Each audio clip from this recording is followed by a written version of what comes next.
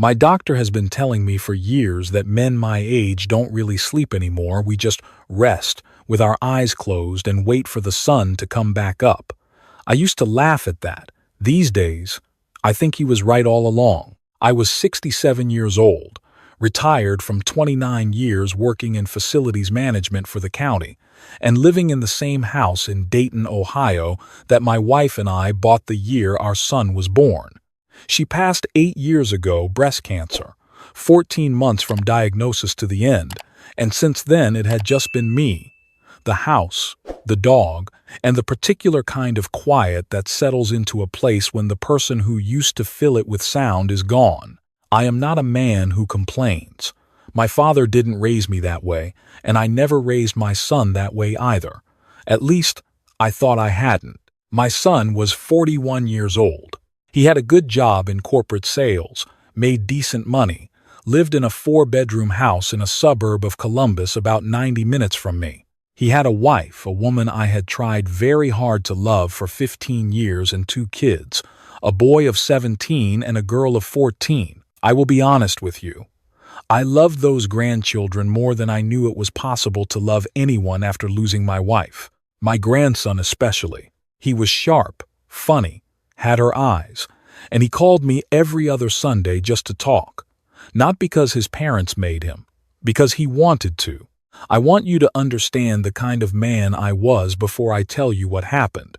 I want you to understand, because I spent a long time afterward wondering if I had somehow brought it on myself. When my son and his wife got married 15 years ago, I paid for the wedding. Not helped pay, paid. $42,000 for a Saturday evening reception at a venue outside Columbus that my daughter-in-law had chosen from a bridal magazine. I did not complain.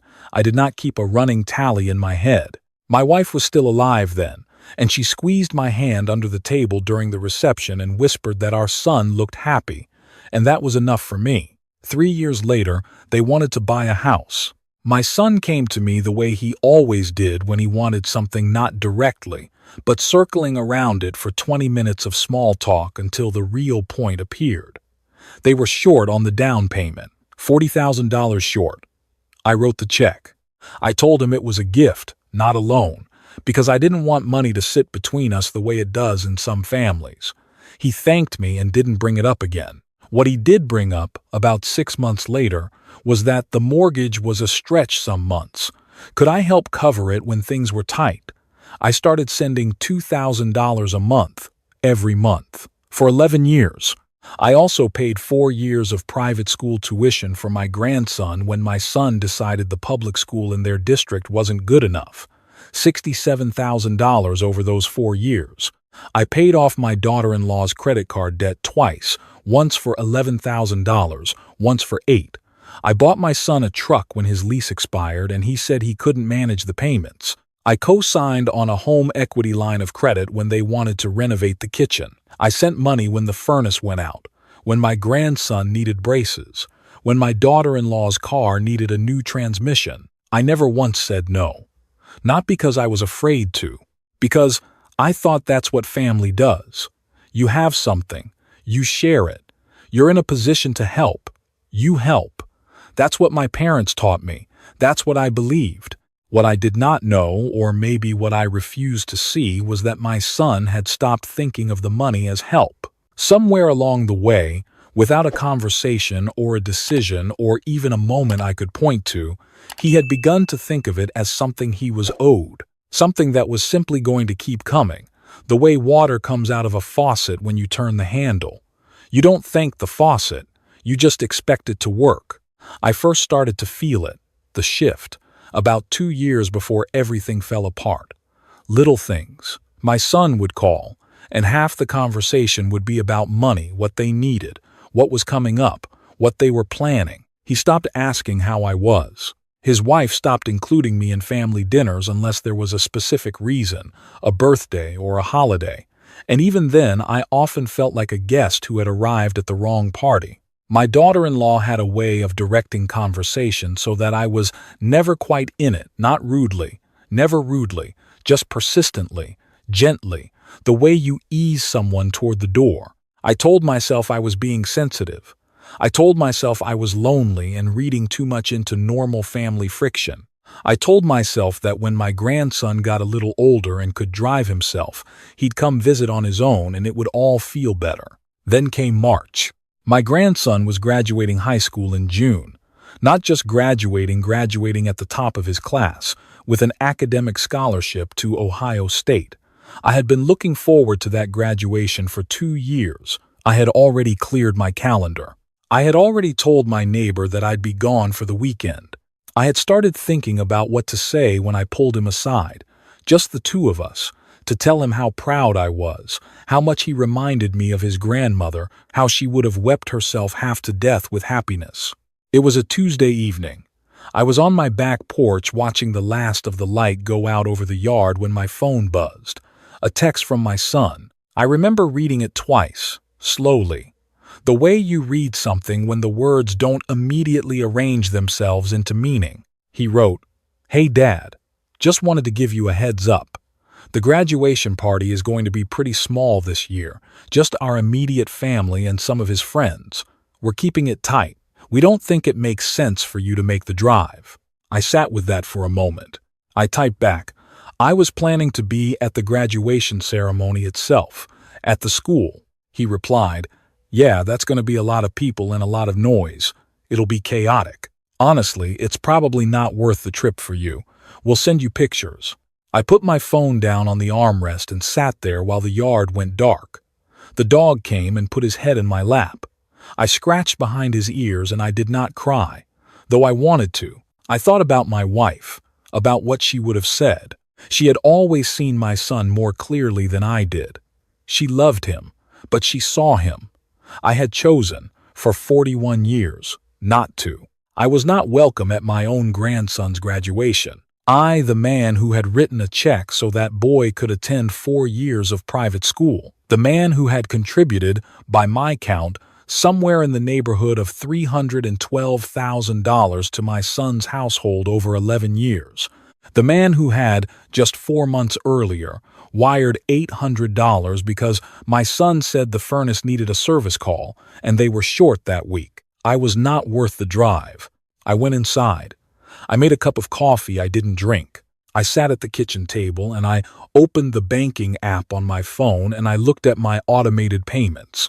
There were 22 of them going to my son's household, the monthly contribution, the car insurance I still carried my grandson on, a streaming service I had once set up and never removed myself from, a storage unit my son used that I had been paying for since his wife's mother moved to assisted living 3 years ago. I sat there for a long time. Then I canceled every single one. Not in anger. I want to be clear about that. I sat at that table and I was very calm.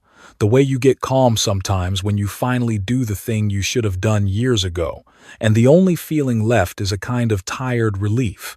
I went through each payment one by one, and I canceled them, and I thought, I'm not doing this to punish him. I'm doing this because I finally understand that I have been paying for a relationship that no longer exists. You can't buy your way into your own family. I had been trying for years, and I had the receipts to prove it didn't work. 22 payments. Gone. The next morning I called my attorney. I had a will that left everything the house, my retirement accounts, my savings split evenly between my son and a small list of charities my wife had cared about. I told my attorney I wanted to revise it. We had a long conversation. I did not make any changes that day, but I set an appointment for the following week. I wanted to think clearly, not react. I also called my grandson. He answered on the second ring. "Grandpa," he said, the way he always did, like the word itself was good news. I told him I had heard about the party. I told him I wasn't going to be there, and that I understood, and that I loved him more than he knew, and that I was proud of him in ways I didn't have language for. He was quiet for a moment, and then he said, very carefully, "Grandpa, nobody asked me. I would have wanted you there." I told him that meant everything to me. I meant it. 4 days after I canceled the payments, my son called. I had expected anger. I had steeled myself for it. What I got instead was something that managed to be worse, a calm, managerial tone, like he was handling a vendor dispute at work. "Dad, there seems to be an issue with the bank transfers. Did something happen with your account?" I said my account was fine. There was a pause. "So the payments are stopped on purpose?" I said they were. Another pause, longer this time. Then, "Can I ask why?" I told him he could. I told him that I had been thinking, and I had decided that the arrangement we had was not good for either of us, and that I was stepping back from the financial support. I told him I loved him and I wished him well, and I thought he and his wife were capable adults who could manage their own household. He said, "This is because of the graduation thing." I said it wasn't only that. I said it was a long time coming, and the graduation was the moment I finally understood what I had been ignoring. He said, "Do you have any idea how much disruption this causes us? We have commitments. We have a mortgage. You can't just pull the rug out." I said, as gently as I could, that the rug was always mine. I had just forgotten to say so. He hung up. My daughter-in-law called 40 minutes later. She did not use the calm managerial tone. She told me I was being vindictive. She told me I was punishing my grandson for something that wasn't his fault. She told me that I had always had a way of making everything about myself and that my wife had seen it too. She actually said that. Used my dead wife as a weapon in a phone call about money and that I should be ashamed. I let her finish. Then I said, "I hope you and my son figure out a budget that works for you. Take care of yourself." And I ended the call. I will not pretend the next few weeks were easy. They were not. My son did not call. My daughter-in-law sent 2 more messages, increasingly hostile, and then went quiet. I started to wonder if I had been wrong not about canceling the payments, but about the years before. Had I built this? Had I trained them to expect it by never once saying no? One of my wife's cousins, a woman I'd always liked, reached out to tell me that she'd heard I was having a hard time and that she was sorry about whatever had happened. I appreciated that more than she knew. What I had not accounted for was my daughter-in-law's relationship with the internet. About 3 weeks after the payment stopped, she posted something on Facebook. I don't use Facebook much, but a neighbor of mine does, and she called me on a Sunday afternoon to tell me about it. My daughter-in-law had written a long post. I never read it directly. My neighbor read it to me, describing an unnamed older family member who had abruptly and cruelly cut off support to her family out of spite and had used money as a weapon for decades. She wrote that this person had finally shown his true colors. She wrote that it was sad when elderly people let bitterness consume them. She wrote that her family was healing. There were 64 comments. Most of them were supportive of her. I sat in my kitchen and I thought about my wife's cousin, who had called to check on me. I thought about the $42,000 wedding. I thought about the 11 years of $2,000 a month. I thought about standing at my wife's grave 3 months after she died, alone, because my son had said the drive was hard for them that week. I thought about something my wife used to say, "Harold, you cannot love people into decency. You can only love them, and then decide what that love is worth to you." I drove to Columbus on a Thursday, unannounced, not to my son's house. I drove to my grandson's school, which let out at 3:15, and I sat in the parking lot. He came out with a group of friends, and he saw my truck, and his face did something that broke me open in the best possible way. He just lit up. He jogged over and I got out and he hugged me the way teenagers almost never hug their grandparents, with his whole self. And he said, "I've been wanting to call you." We went to a diner. We sat there for 2 hours. He told me quietly, watching the door the way a kid does when he's afraid of being caught, that his parents had been fighting more than usual, that there had been a lot of stress about money, that his mother had been angry in a way that filled up the whole house. He told me he knew I had been helping them for a long time and that he thought it wasn't right how things had gone. He said, "Grandpa, you deserve to be at my graduation." I told him I was at his graduation, not in the seat his parents hadn't saved for me, but right here, in this diner, looking at the man he was becoming. I told him that his grandmother would have been beside herself with pride. He smiled at her smile, her exact smile, and I thought, this is what I was paying for, all those years, without knowing it. Not the mortgage, not the kitchen renovation. This kid, who grew up decent despite everything. I met with my attorney the following Tuesday. I rewrote my will. The house and most of my financial assets now go into a trust for my grandchildren, my grandson and his younger sister, both to be distributed when they turn 25. A portion goes to the hospice organization that cared for my wife in her final weeks, because I never forgot what those nurses did. My son receives a specific, smaller amount, which I felt was fair given the years of support I had already provided. My attorney said that was one of the cleaner, more considered rewrites he'd done in a while. I took that as a compliment. I did not tell my son about the will. It was not a threat. It was not a negotiating position. It was simply my business, and I conducted it accordingly. He called me in late April. I almost didn't answer. I'm glad I did, because this call was different from the others. He wasn't calm and managerial, and he wasn't hostile. He was tired. He sounded like a man who had been arguing for 6 weeks and had run out of steam. He said, "Dad, I don't know how we got here." I said, "I think we've been here for a while. I just didn't say anything." He said, "I shouldn't have said what I said about the graduation." I said, "No." He said, "I don't think I realized how much how much I was depending on you." I said, "I know you didn't. I'm not sure I did either." We talked for almost an hour. I won't tell you it was a movie reconciliation, because it wasn't. We are not the same as we were. But something in the conversation felt true in a way our conversations hadn't felt in years, like we were both finally standing on actual ground, without the money between us, softening everything into something that looked like closeness but wasn't. I told him I was not going to return to the old arrangement.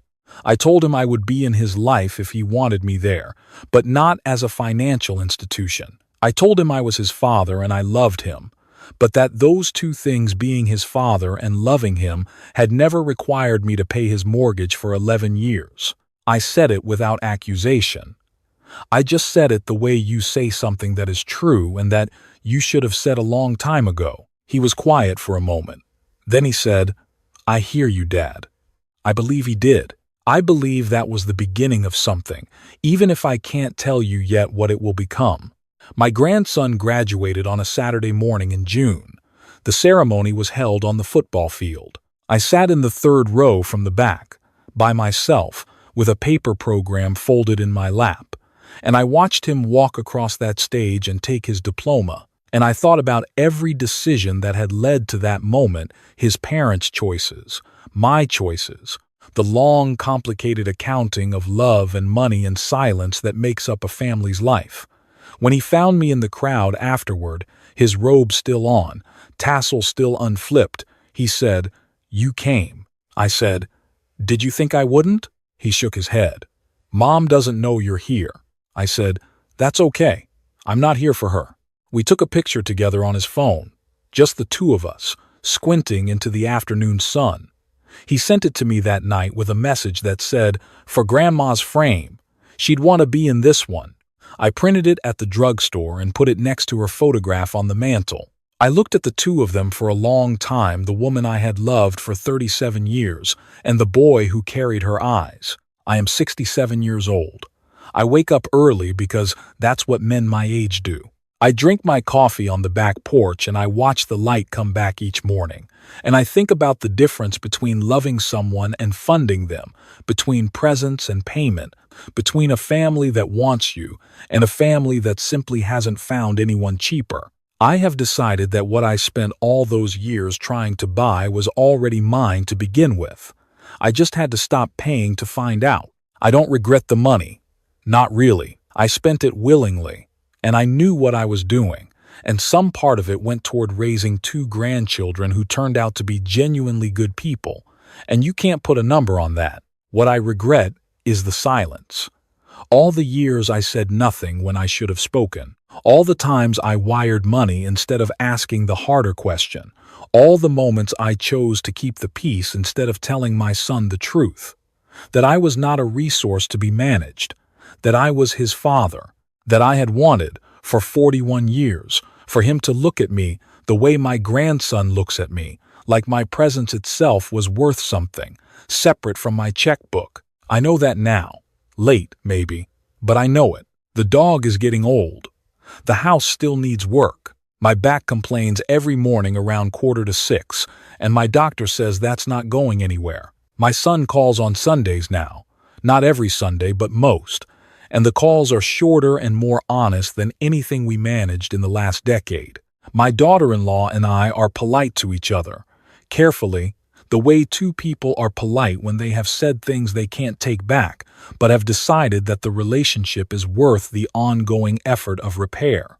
My grandson started at Ohio State in the fall. He texts me from the library sometimes, random things, a funny sign he walked past, a question about something I said once about his grandmother, a picture of his roommate's dog that reminded him of mine. Last week he sent me a message at 11 o'clock at night that just said, "Grandpa, I think I want to study history. Is that stupid?" I wrote back, "Your grandmother was a history teacher for 22 years. Nothing stupid about it." He sent back a single emoji, a heart. I put my phone down and sat with that for a minute in the dark, in the quiet house, in the life I have decided is still worth showing up for. I am not a man who complains, but I am, finally, a man who speaks.